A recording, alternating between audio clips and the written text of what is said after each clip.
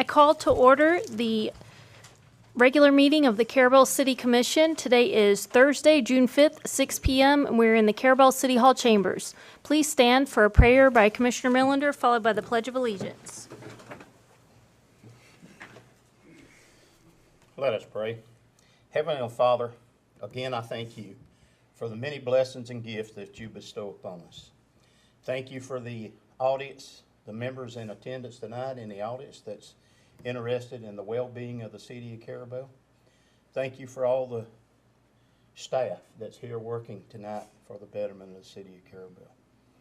And I again ask for your wisdom and guidance as we progress through our agenda items here tonight and move forward with wise and good decisions. In Jesus' name we pray. Amen. Amen. Pledge allegiance to the flag of the United States of America and to the republic for which it stands, one nation, under God, indivisible, with liberty and justice for all.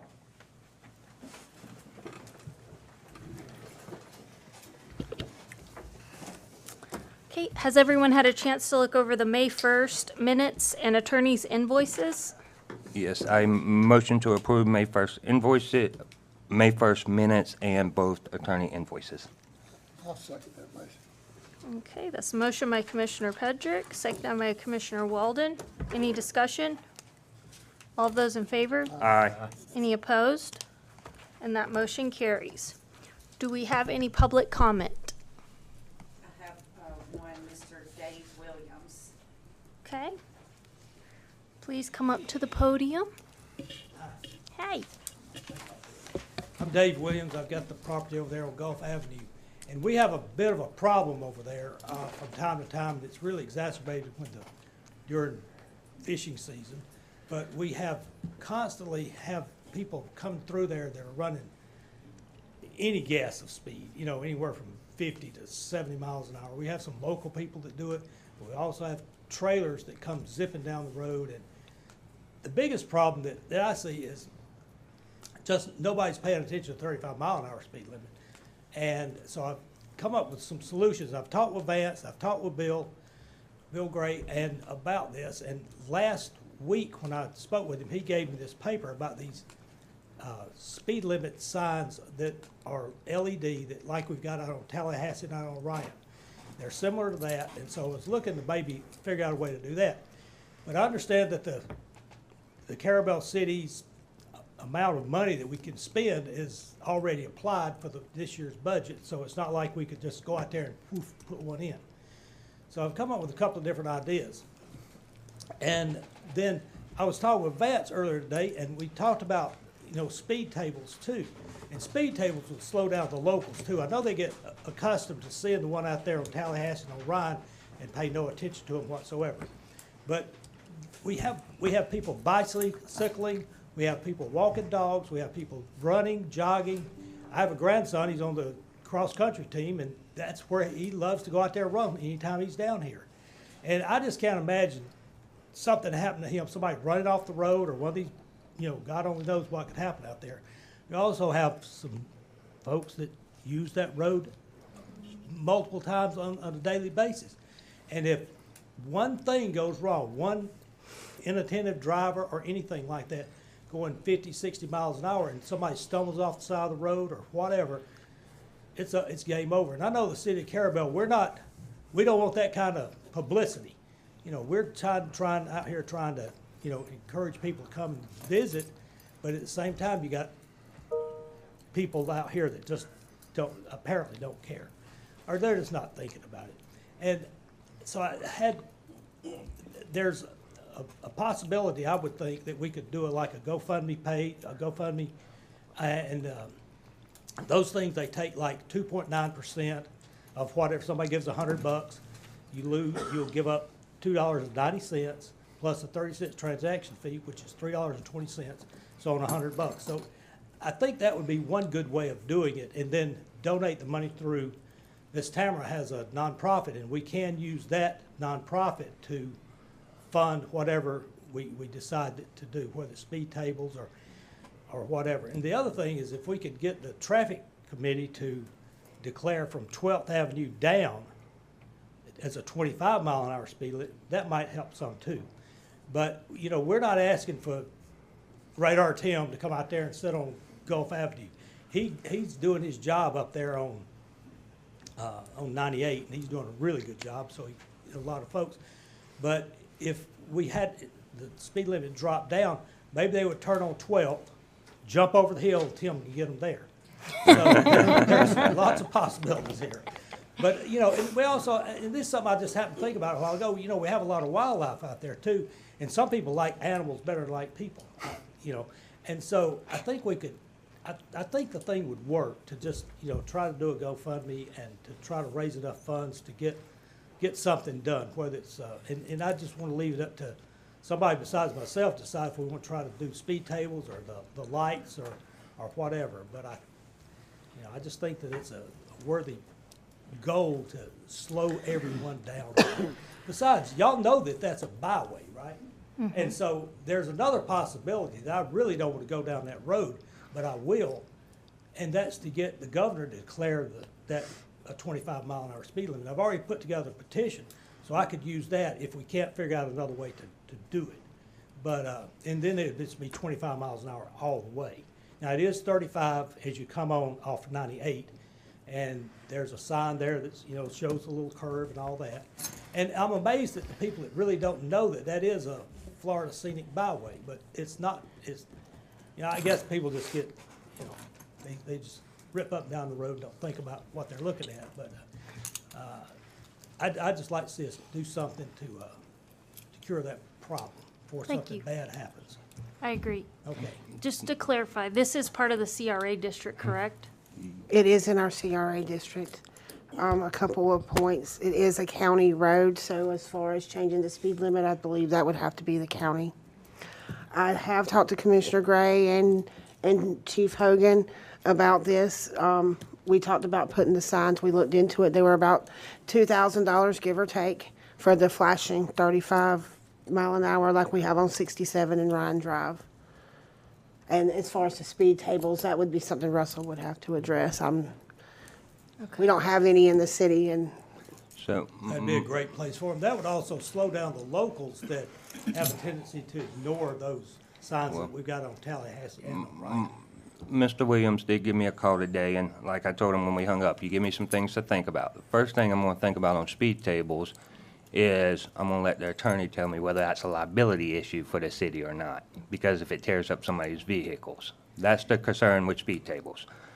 My other point that I mentioned, that I'm gonna mention is since, and I asked Courtney this whenever I got here, since it is in the CRA district, and I know that they want to fundraise, and I think you thought it was gonna be about 6,900 or something. Right. We had a number like of $6,800. That would be two that have solar power. Correct. That's And- the full thing and not hooked up to any. And Miss Courtney says that it would probably cost us about $2,000 a piece if the city bought them, give or take. give or take. So that's a huge difference than that. Yeah, now some of those, I did talk with them again at the Elan lighting or whatever it's called.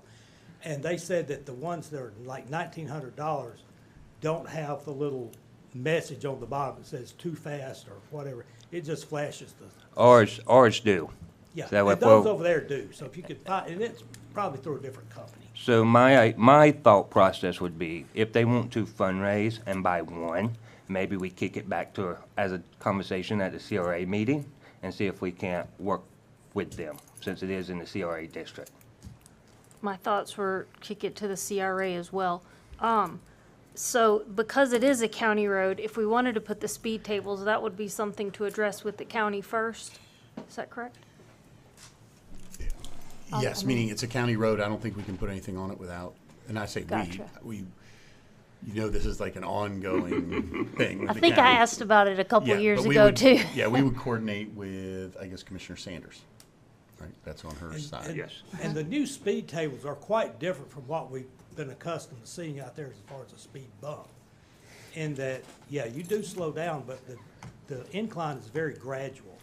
And they are, 8, 10, 12 feet wide, long from side out, from front to back. And then you can get them 18. Now, our road over there, where I measured, it's like 19 feet wide. So, you know, the one table would just, you know, you just get one go across the whole thing. But the inclines are quite gradual, so it's not like you're going to hit this big hard. But the other side of that is if somebody's going 25 miles an hour, they got nothing to worry about. Did you have something?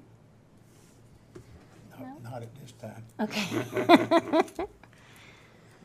Okay.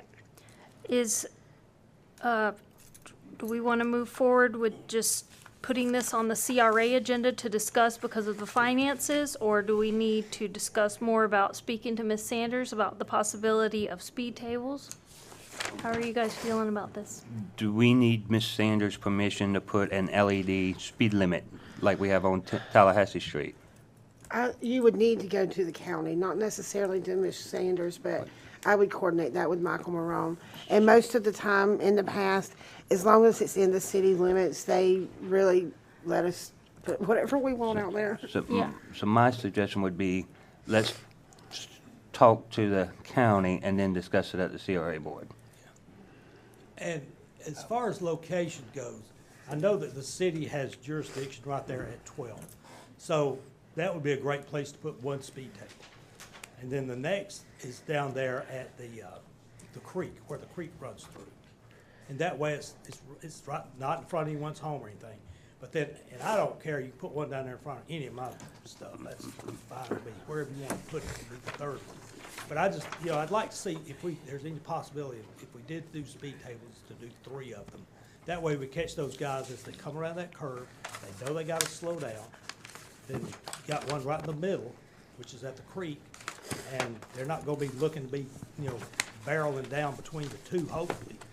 And then the one down at 12. And like I said, I think the one at 12, right there back in, just inside the city, would do a great job of diverting some of those guys folks that just wanna haul it down the road.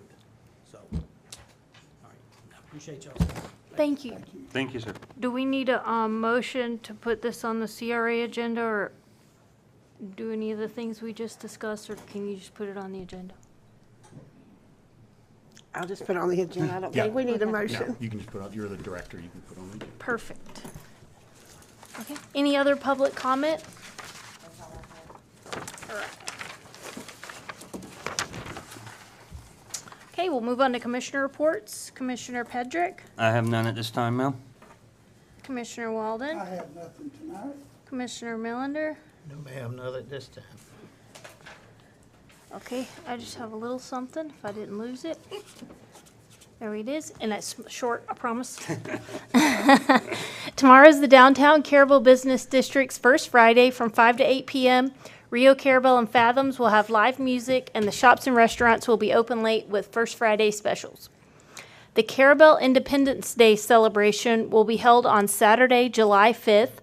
We'll start the festivities with the annual unofficial cart, scooter, and bike parade at 6 p.m. meeting at Sands Park, followed by fireworks sponsored by the City of Carrabelle over the Carrabelle Harbor at dark 30. That's all I got. You said 6 o'clock on the That's when it starts. the cart parade? We'll start posting flyers and whatnot very soon, so it'll have a little more details. But all right, now to staff reports. Our city attorney. I have just one item, is the, on the north side of the cemetery, and I'm trying to get this, trying to bring this in for a landing. I just wanted to inform the commission of what we're trying to do, is, a lady passed away. Her brother is administering her estate he's from Nova Scotia. And he called the city, and it got kicked to me that the road on the backside of the cemetery, so the north end of the cemetery, the old, I guess called the old cemetery, and some grave sites, he had said are on one of the lots on a half block that the estate owns, and inquired as to whether the city was interested in purchasing that half block from the estate. I talked to Courtney, we talked about it. It really only impacts one lot. Well, first of all, the city has no obligation on this to do anything. But the thought was, if you all just wanted to get yours kind of consensus on it, that we would offer maybe about $2,500 to purchase the lot that's impacted, that has about 6 grave sites on it and part of the road, and that would be it. And we just offer that. If they want to do it, they can do it. If they don't, well, then they would be selling a half block already impacted by grave sites and a road. Have you spoken to them yet I have. afterwards? No, I have spoken to them. I've conveyed that the city would potentially be willing, and I said I have no authority. I'm just, throwing this out as an idea, and they have not gotten back to me yet. Okay. But I anticipate they will, and I just wanted to keep everybody informed in case it starts. And so give me any guidance on that if someone feels strongly that that's not a good path, or just let me know. Have you mentioned a dollar amount to them? I did, about Okay. $2,500. Okay. Yep. Perfect.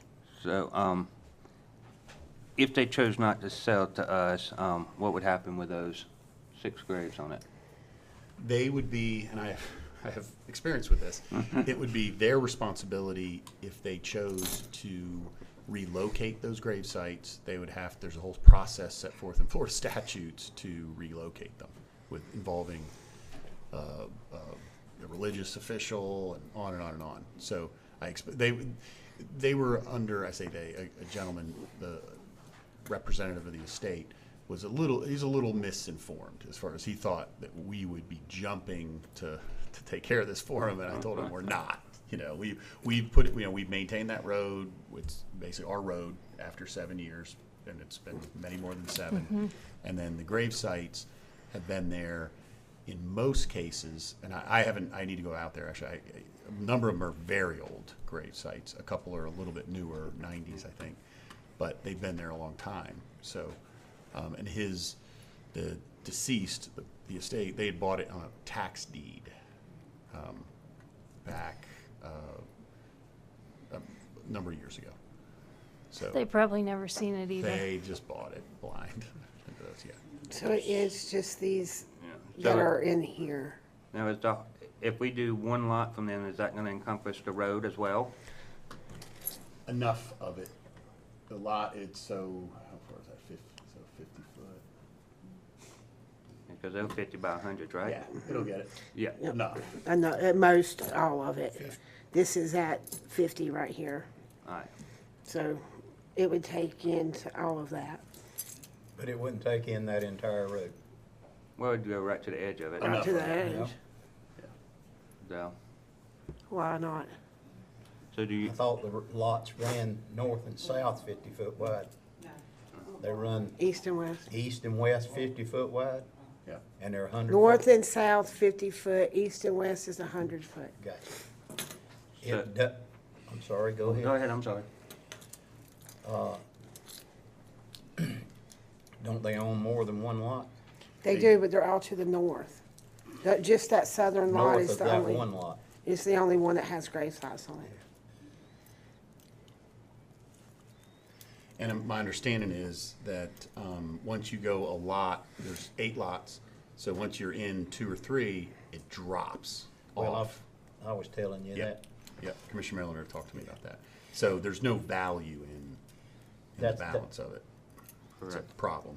Yeah. Do we need a motion for you to do that? No, what I would do is I would just keep trying to bring this in for basically an offer and acceptance, and I'd say, look, the commission has to approve this, and I bring it back to you during my report at a future meeting. I didn't want to keep going around. It's not a lot of work here, but it's just some phone calls. I didn't want to keep doing it if there was any strong feelings that we should go a different direction. I think you're on the right track. I think it's fair offer to it, and, if they don't, then like you said, they're on the hook if they wanna move them, so Yeah, they have to Let's- deal with it. be fair and offer them to it. Thank you. Thank you. City Administrator? All right.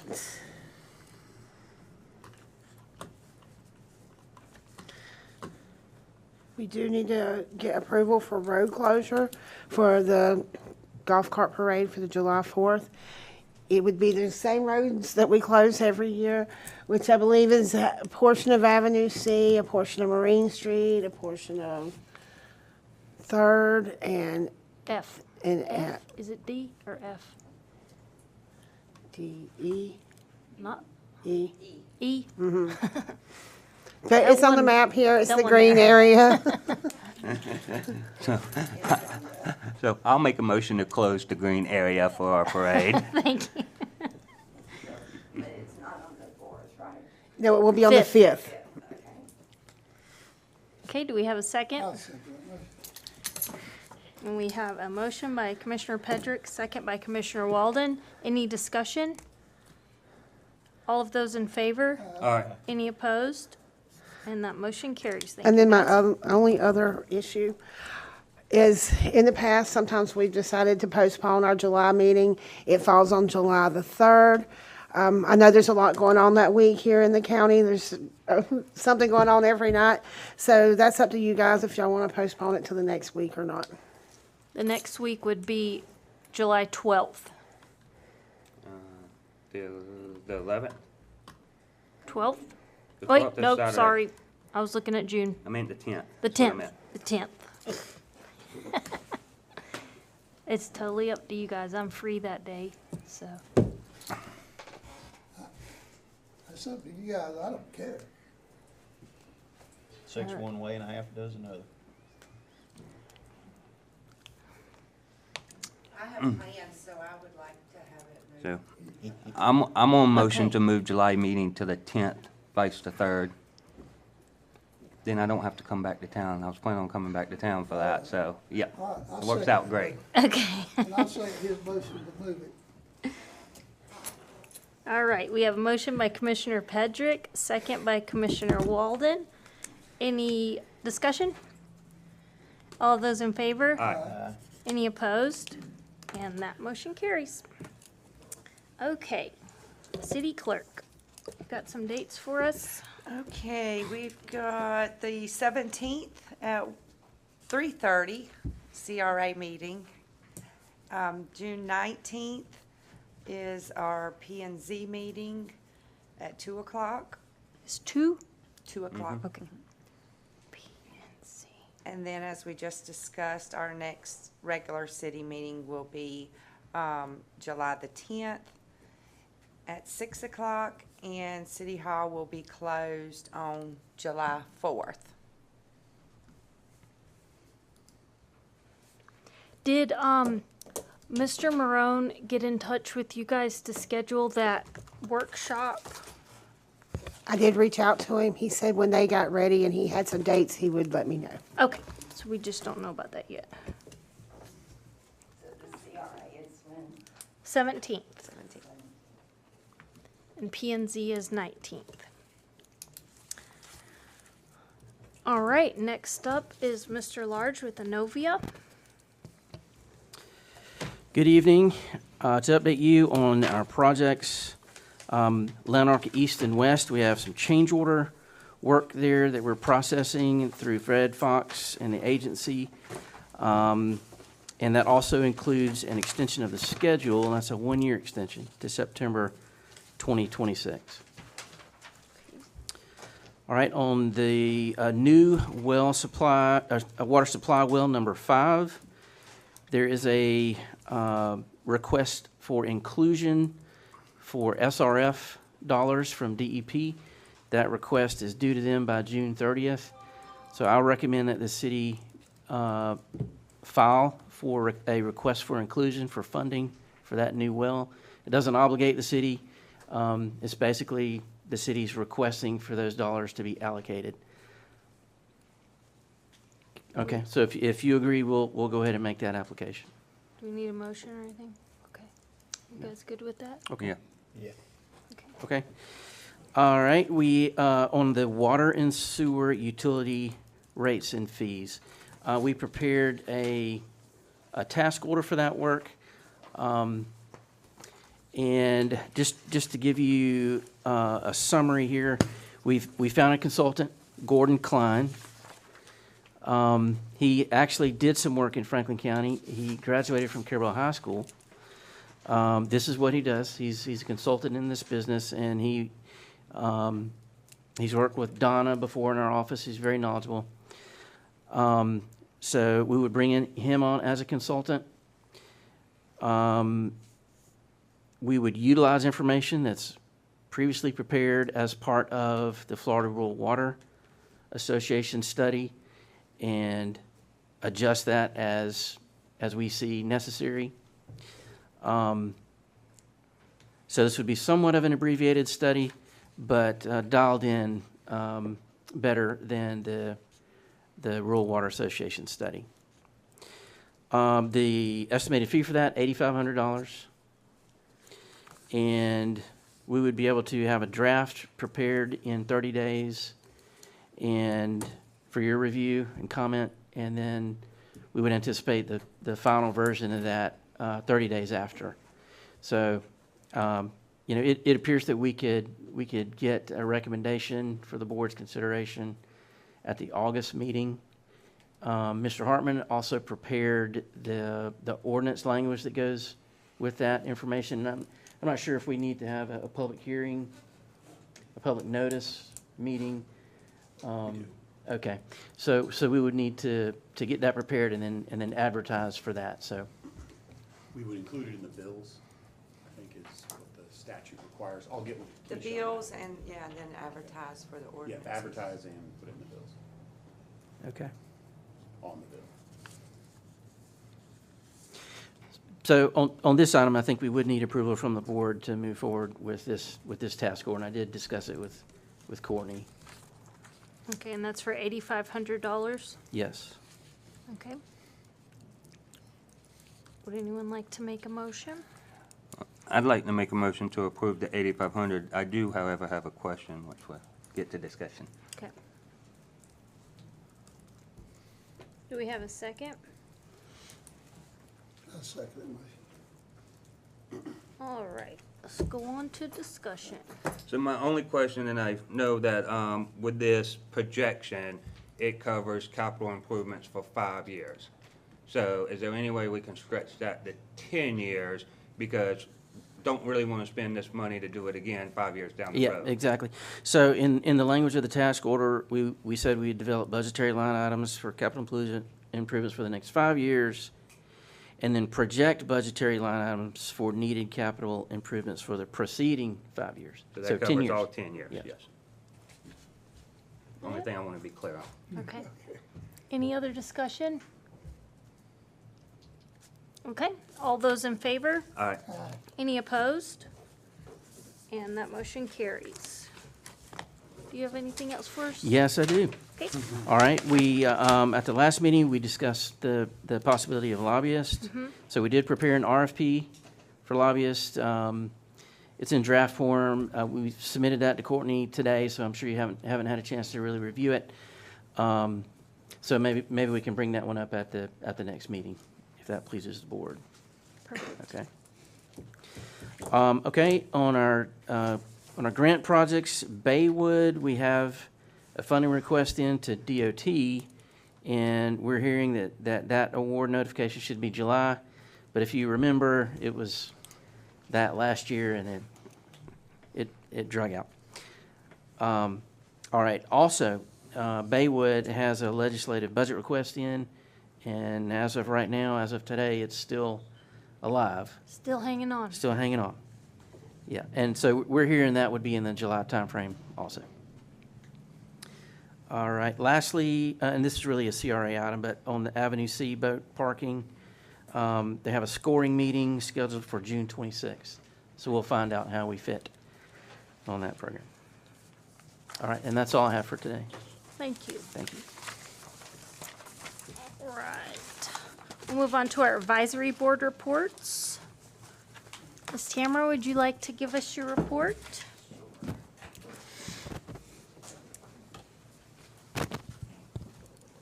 I actually remembered my little voice enhancer, so maybe you can hear me better than usual, I don't know.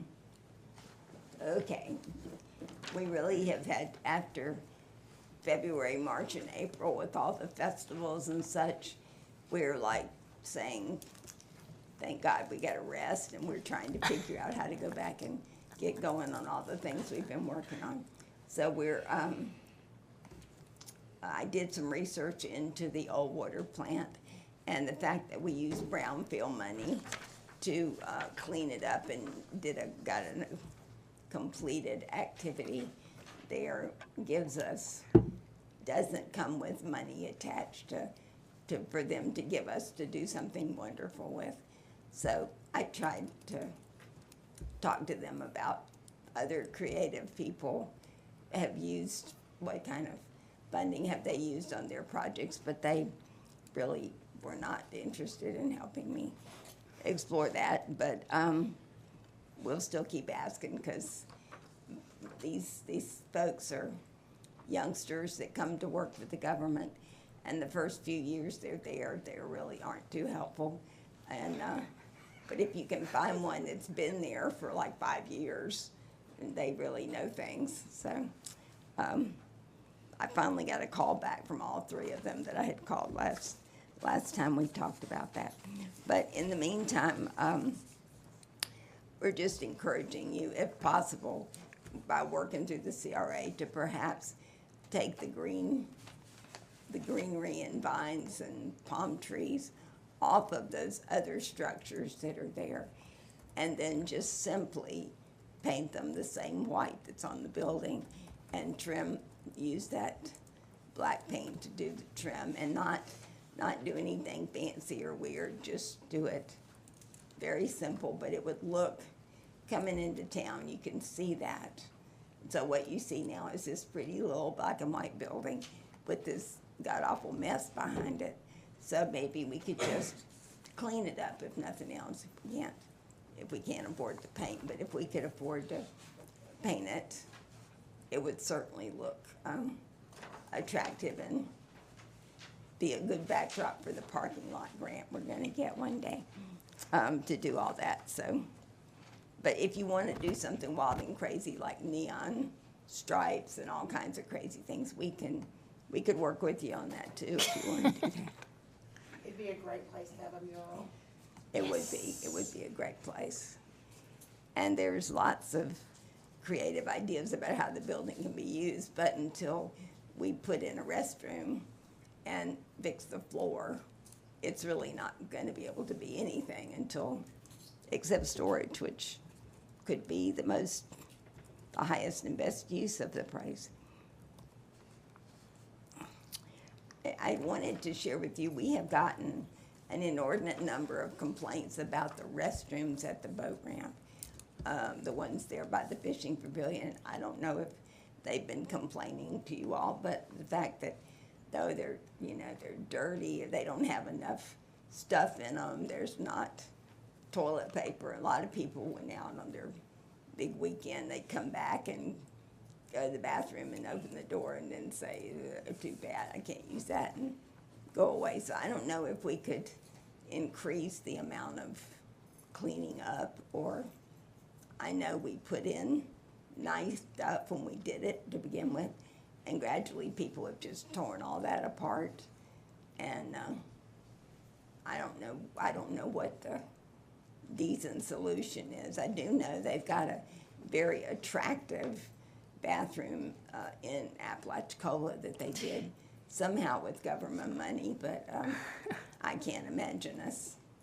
But I mean, it was nice, but it also is the kind you can go in with a hose and hose it out. So, but between homeless people, traveling people, and then the normal people that use it, it's just a mess.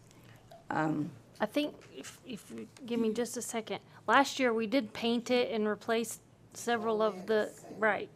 So most of the fixtures, I mean, they're new within a year, and they repainted the floors, the walls, the whole shebang. But we might need to have another look, because they do get used quite often. Oh, and unfortunately, not everyone knows how to aim properly, and it can be a real mess in there sometimes. And they are cleaned on the weekends, they're supposed to be cleaned every single day. We do hire someone on the weekends. Now, let me address this. like Memorial Day, you got hundreds of people using one bathroom. We can't have a staff to sit there hourly and clean those bathrooms, so if you was down there this past weekend and seen how many people were, Yeah, I go by there like one every day. bathroom for hundreds of people is Yeah. a problem. Well, I don't remember why didn't do the grant, but I don't know why they didn't put in a male and a female bathroom there, if nothing else. Yeah. Because it would have made so much money, yeah, Exactly. that was, and I know the same thing is true about, trash cans, because people will just abuse them wherever they are. I didn't understand that when I moved here, but after all these years, I got it now. And a lot of people come to the museum to use a clean bathroom, which we're delighted to have them. We can usually talk them in to look at stuff while they're there. The only other thing, we're still working on a lot of things that we've talked about in the past, and we've still got the, people are really liking the exhibit on the old office history, the stamps, the rubber stamps, and the typewriter, and the various dial phones, and all the things we put in there, along with the pictures of the people. But folks seem to really identify with that. Plus, there are 2 or 3 really interesting little things that show up in it. So it's been very successful. And we're still working on the marker for the historical commercial district. And Ms. Bragdon reminded me that she had requested that the Bragdon building get a marker about right before she moved out of town.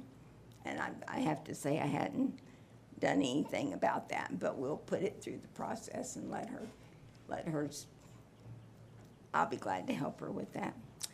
And the other thing we're doing a lot of research on is the houses that were standing after the 1899 hurricane, and trying to look at some kind of a district around those houses. There were 6 or 7 of them that were standing. That should make a very interesting little district there. So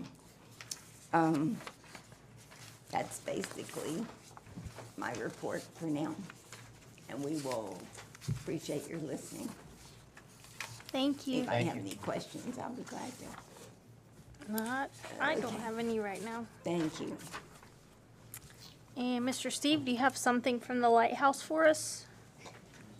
Sure. I'm Steve Allen. I'm the director of the Cricket River Lighthouse Park. First of all, I want to announce a couple things. We have a chamber mixer that's happening next Tuesday from 6 to 7. And we wanted to have the business community come out and check out the facilities. And then we have the full moon climb that happens to be that night as well from 7 to 10. So come out and enjoy a climb at the full moon. The picture, I brought pictures. So a month or so ago, y'all pre-financed us to do the infrastructure grant, and this is one of the projects. I don't know if y'all remember, I've been out there, the front of the tower had railroad timbers, and it was just a mess, I mean, honestly. And so David Keith and his crew came out and put a whole new set of retaining walls. We're going to put a garden in on that side. Those retaining walls, the poles and the ropes, sort of create a perimeter around the upper part of the park, so that when we have events, it sort of gives a sense of what's sort of where the event is versus where the parking is. Mm-hmm. And I have to do a shout out to Marion Morris, who at the age of whatever that is, and I won't mention it publicly, has been out there with a shovel, and she's just done tremendous work. And it was really her vision to do these dock poles, and I think it looked fabulous. It really does. It looks great. It does. It really does. And so we're working on the next piece is to get the storage unit in. So we're getting an area flattened out to put that storage unit in, and that's going to solve a lot of problems. And Mr. Gray is working on a infrastructure addition for some park lighting. And so that's going on as well. But I just wanted to show you this fantastic new base to the front of the tower. And thank you so much. Thank you. Yeah, excellent. Thank you.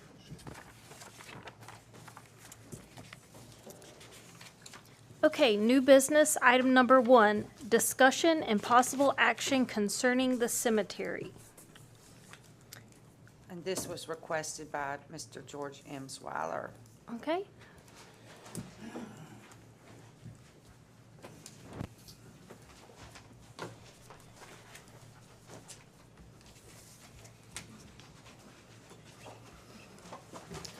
Good evening, folks. Good Good evening. evening. So, we're gonna start with the cemetery deal. I was told that I got a letter, all the people around me got letters, that was gonna take place. I never received a letter. My neighbors, they received no letter. And I checked with everybody, nobody received a letter about that cemetery coming up. So what I'd like to know is this, how would y'all like if somebody jammed the cemetery up next to your property? That you spent like 15 years on working, and every time you got into that property? I mean, all of a sudden, I didn't get a knock at my door, huh? So you're jamming me up, so who's gonna handle the situation to reimburse me on what I'm losing? Property value and time. Nobody has yet even come up with a conclusion of what's gonna happen. You all got an idea what it might do? Miss Courtney, Or y'all just kinda jump in? was letter sent out? Keisha, was letter sent out? Letters were sent out. There was also a big yellow sign that says this property. It was after it was all cleared. A big- The and whole then- property was cleared down, mowed down, and then the sign came up. And then we obviously had to advertise all the ordinances that were read, so. Yes, ma'am. Do you We kn- cleared the land first, then we put up the sign, right? Excuse me, just a second. Do you know when the letter was sent? Yeah, I'll tell you. I have a copy of the letter too, and it had a picture, the same advertisement, let's see.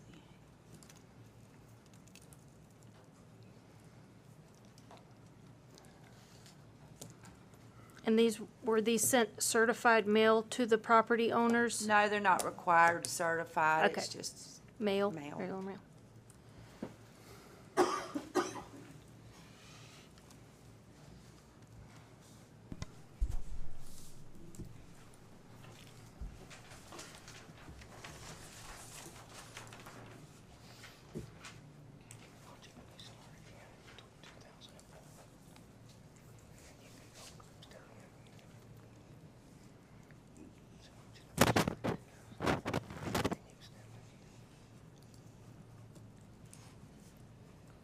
Does anybody know if there was any restrictions to that property?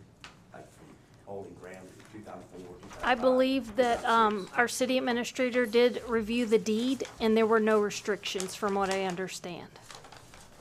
From Olin Grantham. When they transferred that property over to the city. so it looks like it was the second week of October of '23. And it went to Amy Emsweiler, P.O. Box 398, Amy Emsweiler, P.O. Box 408, Superior Bank, Birmingham, Alabama, Michael McIntosh, and George Kilburn. And all those are the properties that are adjacent to, basically, whatever butted up to the property. Okay, thank you so And then I had much. emailed that to Courtney and Miranda as well, so I have the letter and I have the addresses and everything it was sent to. Thank you for verifying that. So no letters were received. I'm just letting you know. I would be the first one down here to the city hall. I understand. I just wanted to verify that we did our due I ain't saying they weren't diligence. sent from your office, I'm saying that they just didn't make it to me, Gotcha. or my previous addresses, down Do you at have, 408. or the 408 or 398, that, and those come from the property appraiser's website? That's No, what we 398 use? is mine, my P.O. Okay. box, 408 is my brother's P.O. box. Okay, so that would have been, the front piece there. Yeah. So, okay. So, nobody, I mean, we didn't get the letters. So the letters didn't come. So where do we go from here is what I'd like to know. What are we gonna do? I got 10 or 12 years invested up there. My property value, how would you like the cemetery to be jammed up next to your property? That's all I gotta say. You got $600,000 invested in some homes, a pool house, and I understand your frustration, and I know we've discussed this previously, and I did explain we've looked at every other piece of property around there that was vacant and tried to make other arrangements, but this property is owned by the city, and it's zoned for this, and it was really our only option as far as after. It was never zoned for this in 2004 when it was gave to the city. I've done our. No, know we what was very changed the zone, and that was why the yellow sign Right. was out there, because we was changing the zone. That's why the letters went out and It the was advertised. ordinances and advertising, right.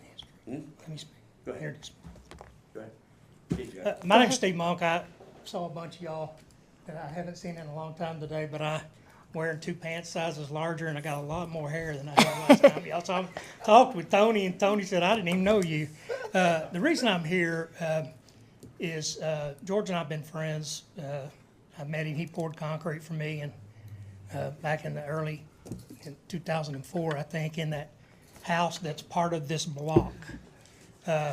In 2001, I worked with Olin Grantham on the sands of Carrabelle, and worked with him to put together the funding to buy the property, and we also worked very closely with the city. I started coming to city commission meetings with Olin back in 2001. Over the years, I've gotten to know a lot of these folks. I know a whole lot better than they wanted to get to know me some days, right? Right, guys? But I want to share briefly the history of this. In 2004, the drawing that I dropped off, I gave 2 of them to you. The small one is a city block, lots 1 through 10.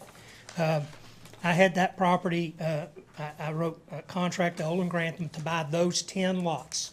That included lots 1 and 2 that in your large drawing are shaded in gray, where they're now part of the city property. In 2004, Olin also sold the block to the city that has the pond on it now. They told him he couldn't build in that part, it was too low. They wouldn't give any, or allow any permits for any building in there. They told him they would like to have these 2 lots because Second Street didn't go all the way in. You know, back then, George has added to Second Street since he built his property. It just went just a short distance in. And that alleyway with these 2 lots, Olin said the city wanted those 2. They were also unbuildable, too low to build on. I was out there this morning, and then, you know, the 20-minute rain we got, water was running several inches deep, and I've seen water 8 feet wide and above my ankles running through that area where this access behind George's property is going to be. In 2000, it was in 2005 that the city contacted Olin. I had not closed on all of it yet, just a part of it.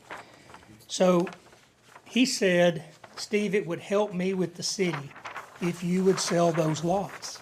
You can't build on them anyway. And I said, well, I'm gonna go talk to the city. So I talked to the then city manager, an older guy, Jim, I don't remember his last name. What a fine guy. So, yeah, so he said, no, it's you can't build on those. You're not gonna be able to get a permit on them. I said, well, I'll just put a pond back there. And I was overheard by another person at the city, and I was told then, no, Steve, if those are city lots for building houses, you can't just build a pond because you want to, you know, on a city lot. Well, I don't know. And then that Jim said, why do you want to build a pond anyway, Steve? We're fixing to put a huge pond right there. Nobody will care. Go fish in the retaining pond. We need those lots so that we can come down the alley and bring equipment in to dig that pond. Nothing will ever be done with those lots, he said. Nothing. It's way too low. Nothing will ever be done. I said, so I can't build on them anyway, and you're never going to do anything with them. I only want access to the pond. Fast forward to 2009, and I was working at Superior Bank, as many of y'all know, and they closed. And back to Texas, I went to get a job because they were firing bankers all over Florida, fast as they could, you know, find their mailing address to send them a peak slip. So I went out there. I sold the house that one of the Millender family folks, guy from Indiana, owns now.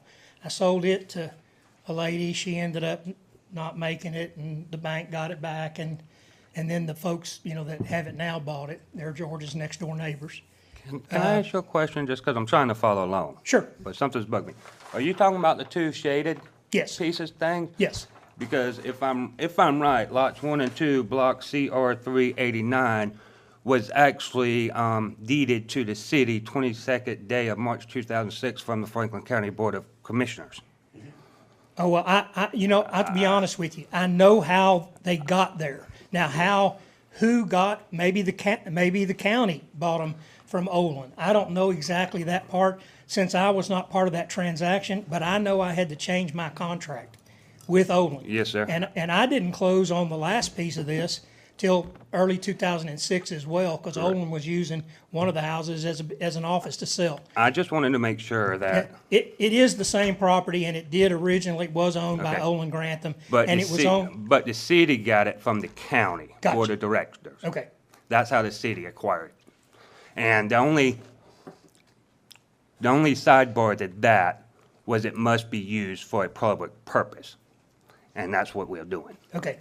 So I'm telling this story not because anybody here was even here at that time, nor is it a legally binding contract.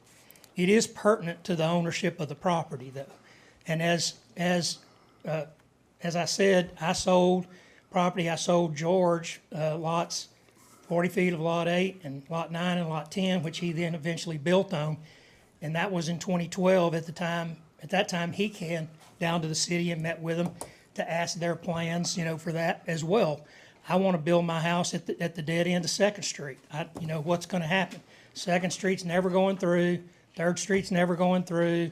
There'll never be an Avenue B. It's just going to be just like it is, George. So he made his plans based on that. Now, I sold the house that's there on Avenue C in 2017 to a lady from New Hampshire. She went back to New Hampshire and George bought it from her. I have a business arrangement with George that gives me a financial interest in that property as well. So I was concerned about the grave sites coming up next to the property and what that does to the value of it. So George called me and I came up here about 6 weeks ago. It's the first time I got really involved in it at all. And I told George, we need to get some advice and we're going to have to ask for some copies of records and see what went down. And so in that period of time, there's been some research done by the city and we requested the public documents, you know, all the notices to see how it went down. The experience that George and his neighbors had was that there wasn't any communication. That's just what they experienced. They certainly never got a phone call, or nobody ever came and knocked on George's door saying, hey, this is what we're planning on doing. You know, you want to, you know, talk about it with us. And, I think as long as George has been here and as much as he's done with the city, I think that would have been a bare minimum for somebody to contact him. What I did today in meeting with George, I got here yesterday, and this drawing, Mr. Roddenberry called and got permission from somebody at the city because he did this work for y'all.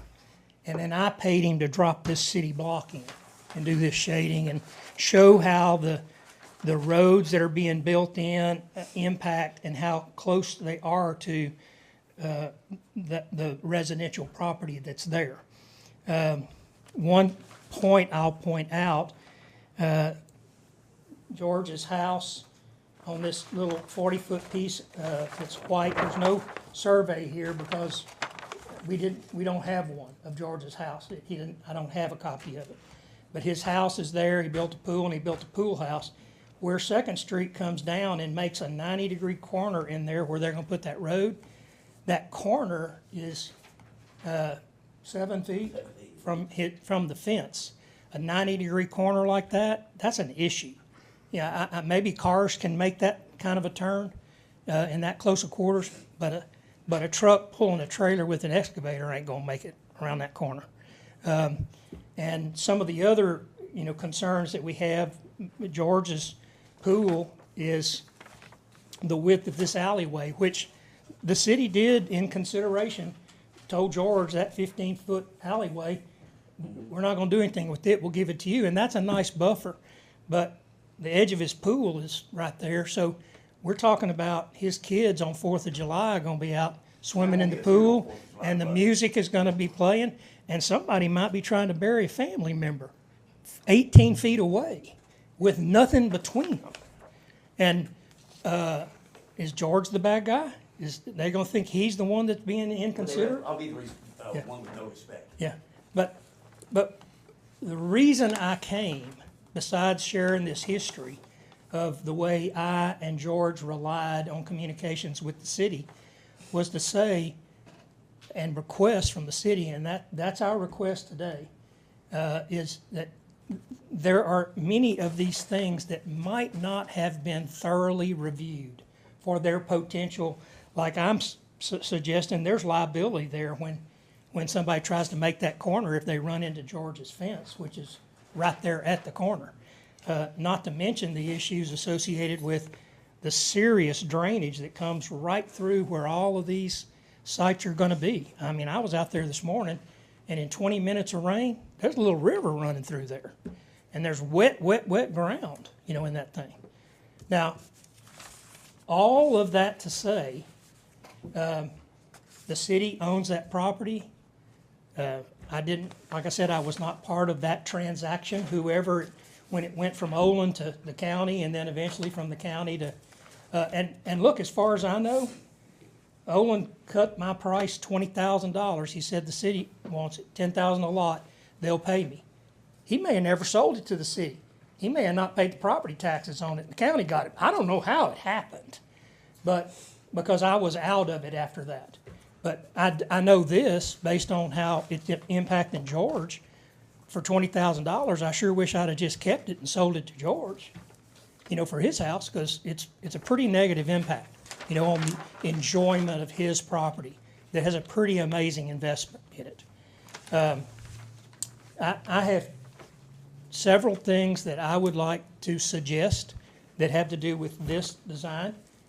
George and I have had some conversations. I called my friends a couple of my people that I know at Seacrest Real Estate. All y'all know them to be great folks. I expect to be seeing property in the morning that could be bought and used, and maybe even much more highly desirable property. George owns some property that could be used for this. This is a very negative impact, according to every realtor I spoke to. That it causes a depreciation of the property, not to mention the enjoyment and use of the property. So, with all respect, I really wish there could be a small number of y'all that would be willing to talk with George and I about certain options that might be available, and see if this can be something that, for heaven's sakes, Dan, all respect, but for heaven's sakes, we already have as many lawyers involved in this situation as we possibly need. So let's, I think there's some things there that courteous common sense can address that accomplishes the city's desire and absolute need for more grave sites. And maybe even some that would be more highly desirable than these that are covered with water right now. Thank you. You're very welcome. Mr. Russell, do you have anything to add about the layout of this and what he's mentioning about the road being close to the fence and things like that, and the drainage? I don't think they ever took the drainage in consideration. My land is already Give drained. him just 1 second, Mr. George. Let's let Mr. Yes, Russell. there is the natural drainage pattern that goes across this property. That is the case. When grave sites are installed, it will continue to be overland flow.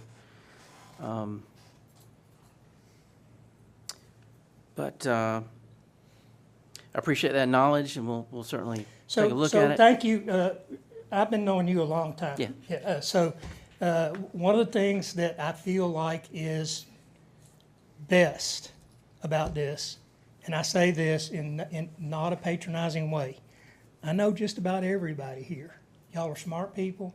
You've been doing good work for the city of Carrabelle for a long time, some of you. And I think that there needs to be some more discussion about this. And I think that you would be surprised, very frankly, at the idea. I don't necessarily think it's appropriate, no offense to anyone that's here, but you guys need to talk about, do you even want to consider any other options? Now, I would like to finish by saying, conversations George had with the city were about, well, we're going to put a wooden fence up, for some privacy. Well, y'all all lived in Carrabelle long enough to know how long a wooden fence is going to last. That's going to be a maintenance issue forever. So one of our ideas, and he's already discussed this, I think, with at least one person, is that George, if y'all haven't been down his road, he put up a concrete wall around parts of his property. And this would be an extremely attractive addition to what you're planning. In other words, to have something that would not only be a visual and sound barrier, but would actually add attractiveness to the cemetery property. It would answer the erosion issues that are going to happen. You've been out there, you know how steep that runoff is from George's house down into this thing. That dirt's going to cover those graves up. It would be better to have some kind of a wall there, retaining wall, and this wall that George would be interested in building. You can go see what it would look like. It would be extremely attractive. Now, it ain't going to cost the same thing as a wooden wall will, but he happens to know a guy in the concrete business and already has all the forms and can show you what it would look like. And that's just one of about 6 or 7 ideas that he and I have discussed that I think are worth somebody's time. And we would respectfully request, you say when. Tomorrow, I'm available. And George is available. So I'd like to talk about it and share some of these other things, and then y'all can decide, are there things that y'all want to discuss as an entire group and consider?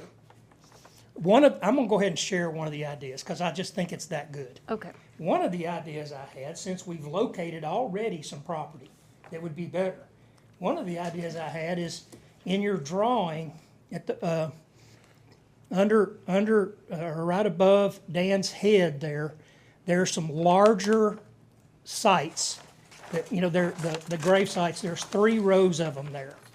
And those are out in that area that's already cleared and flat and is higher than some of the stuff, further to it. And one of the thoughts I had was, if there can be an alternative site to replace the ones that are back there in this drainage issued area, but those in the front could be designed such that they could become immediate sites. I was told today there's only 3 left in the cemetery. You'd have access to those right off of Avenue C. You could start putting grave sites there, without any kind of, construction to even be necessary.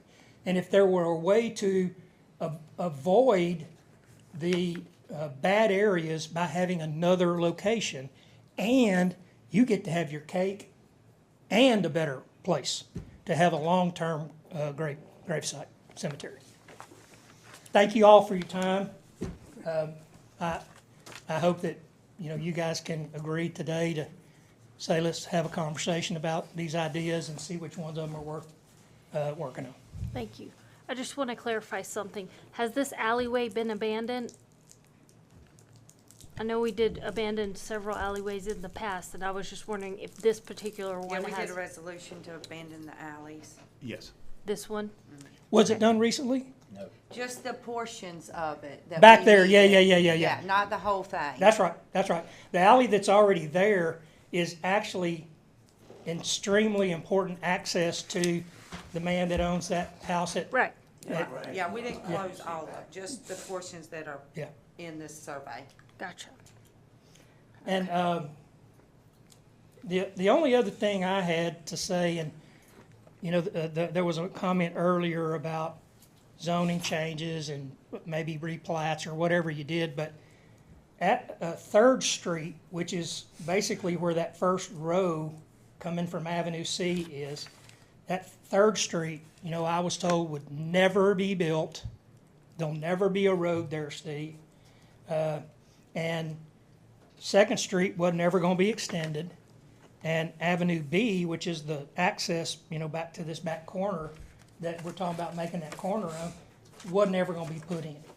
Now, not that they were abandoned years ago, but the city had just made their mind up, they're not gonna put them in. So everything we did, I did with the property and what George did with the property was based on that. We wouldn't have done the things we did if we knew that this was gonna be moved forward. And, I know George wouldn't have spent the money he spent back there on the corner so that, he'd have gravestones right by the poolside. And the parade by my house every time somebody passed. Well, I hope all of y'all really you, sir. understand that this is not intended to criticize. I lived down there for a long time.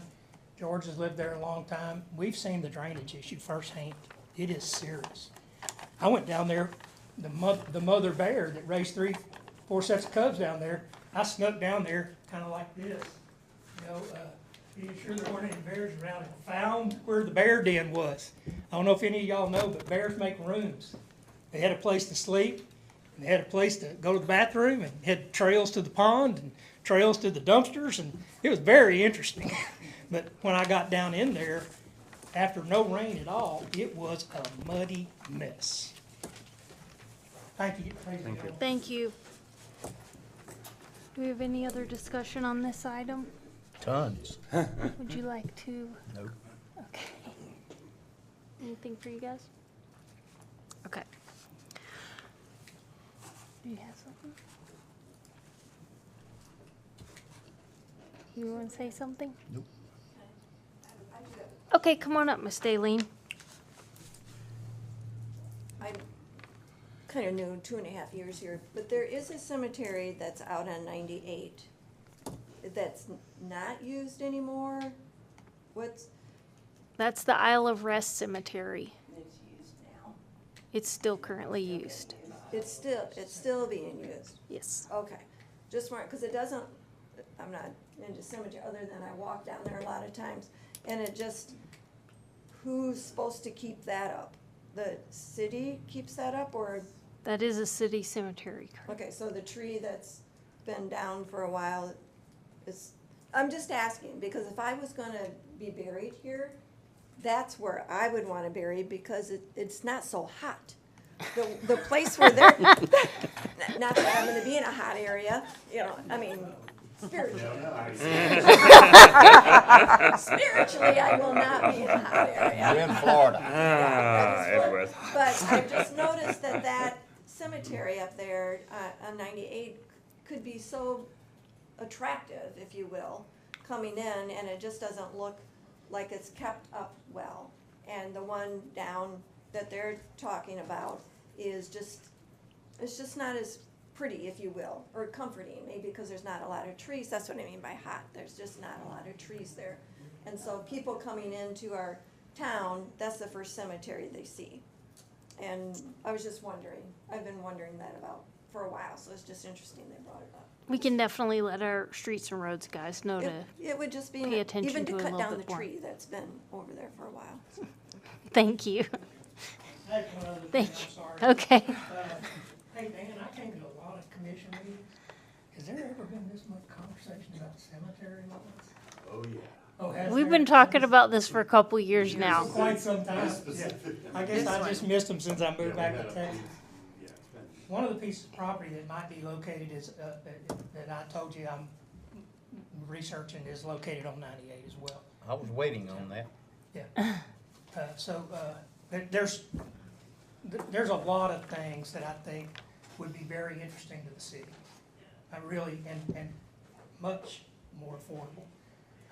I don't know if you know a lot more than me, but bringing in enough material and a road base to keep a road from washing away with all that drainage that comes through there and the fill that's gonna have to happen, that ain't gonna be cheap. That ain't gonna be cheap at all.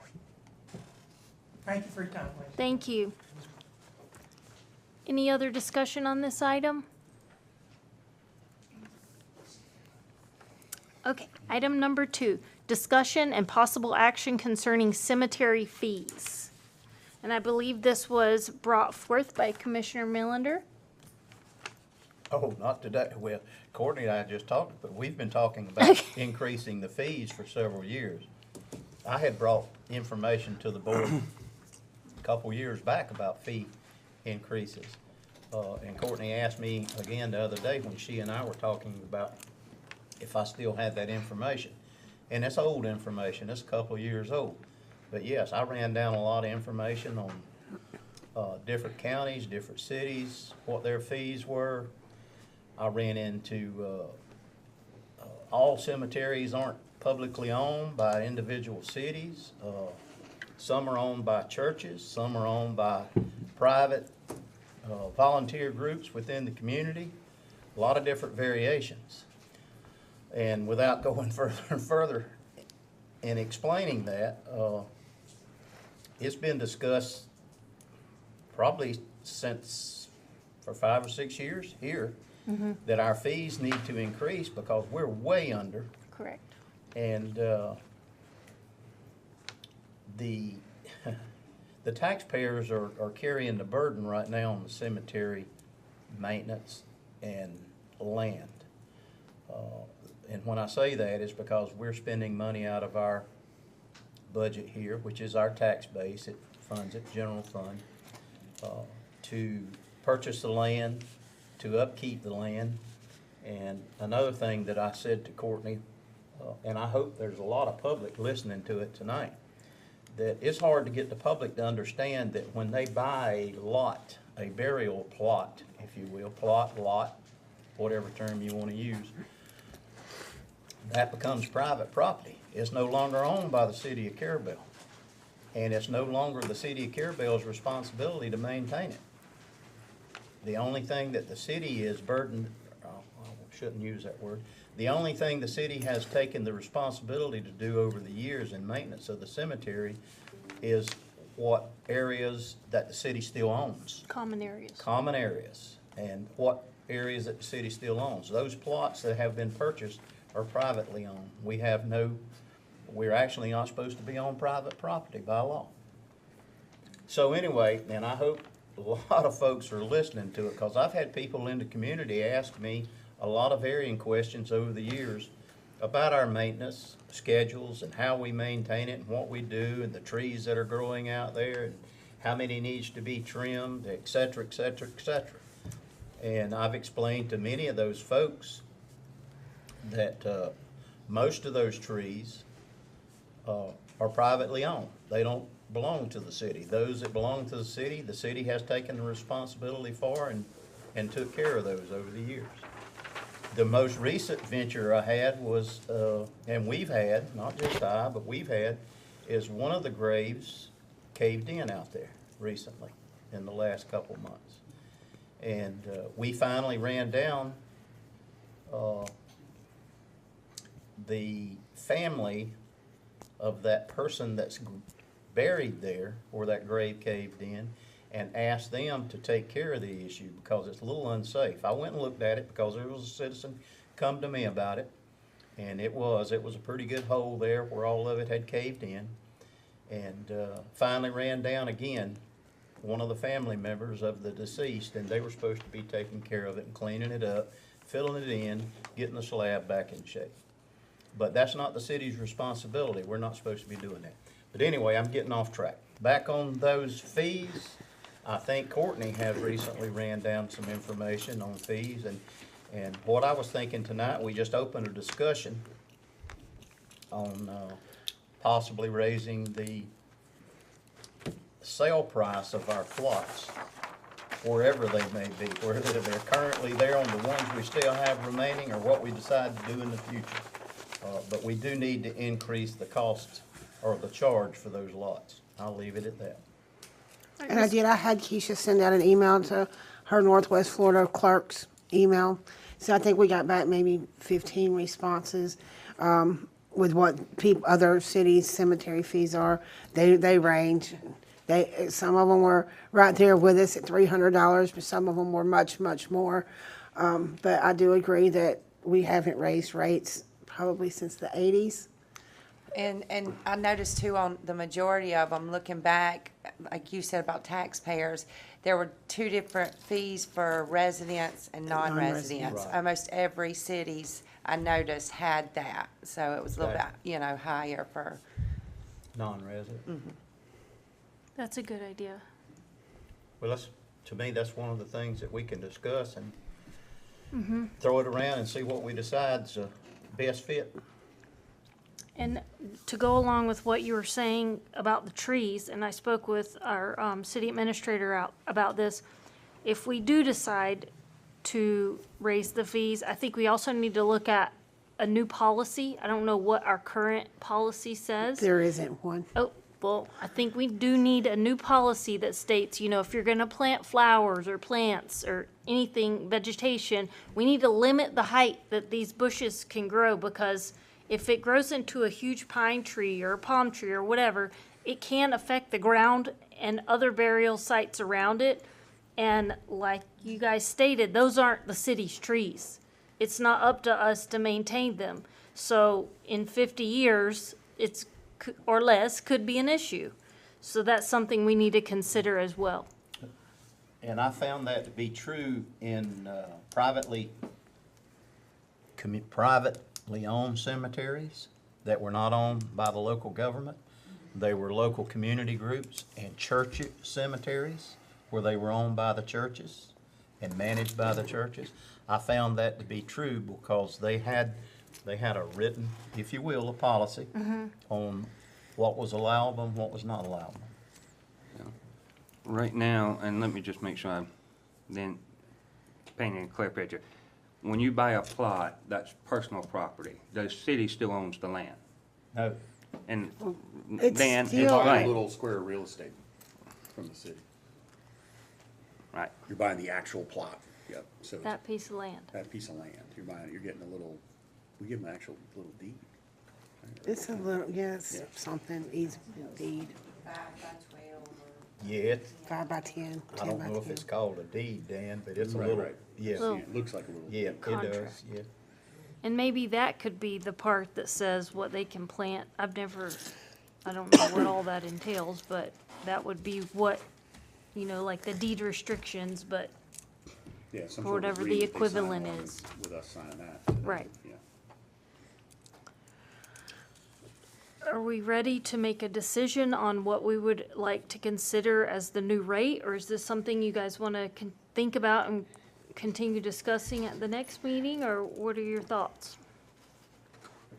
My thought is we're not ready to make a decision on a Yeah, rate. I'm Let me still send them getting some out. responses. And compile a list of, like I said, we probably got 15 of them, but probably try to put together the ones that most resemble us, because some of these cities, like I said, it's the whole Northwest Florida. Some of them are larger cities, some of them are smaller cities. So let's try to get the ones that are more comparable to where we are, and Yes. let's come sit down and look at those. When you were speaking or communicating with them, did they indicate if they have any kind of policy like what we're discussing, or was that not?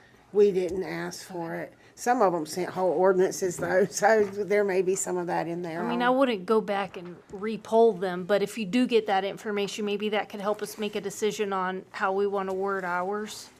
I'll just start blasting them out to y'all as we get them, so y'all can. Yay, thank you. Have fun. A lot of them do, a lot of them just have links to their websites, and stuff like that. So That's it's- understandable. some I of mean, them cut and paste. that's something we'll need to do as well, is update the website with that information and give them a rundown of what they can and can't do, so they have a place to go and look. I would- Do you have a question, Mr. Steve? I just want to share that in the. Please come up to the microphone. Sure. In my hometown, we have more than one cemetery, one, like somebody said about church owned and some that are, the city owns. And, much like homeowner associations where when you own a piece of property, like you would have this piece of property, this gravesite, there are maintenance fees. And you might want to think about adding that to future, cases if you develop it. Immediately upon selling them, you can ask that they contribute to, on a monthly or annual basis, for the maintenance that's necessary. I know many cemeteries do that, that it's not the burden of the city, to maintain. Thank you. Did you have? I did. Okay. I just wanted to close it. Courtney and I have discussed it, and I agree that we need to all look at some fees, but I would like to encourage the board to not drag this out, because Commissioner Walden may remember, we've been talking about this thing now for years, and we seem to talk about it a little while and then drop it. But I would like for us to study it, look at it, and try to move on it in a timely manner. I And agree. That's just my opinion. One more question. The two cemeteries, are they the same price right now? And are we discussing raising them for both? What are we thinking? About the old section, The Isle of Rest and the, they're not the same. In everything. okay. So this is specifically for Evergreen Cemetery? Maybe next month we have it specified on the agenda that Evergreen Cemetery, because I wasn't sure either. I just wanted to point out something on the new section map. What we had discussed was phasing that out and not using the top part first, like you had said, off of Avenue C, because we don't want people down here and up here. And so I just wanted to say that that was our plan to begin with, was to put it into phases. So Thank you, that's, however y'all decide, but the first phase is the top part. okay, do we have any other discussion on item number 2? One other comment. And and it's just not a decision, but it's my thought. And don't wanna just, like what Courtney just said, we're considering raising the rates just at Evergreen. I think we should consider both if we're gonna do it. What are the current rates at Isle of Rest? Okay. Hey, we'll scratch what I said, we'll talk. All right. Excuse me? Good? Okay. All right, is there anything else? Okay, can we get a motion to adjourn? A motion to adjourn.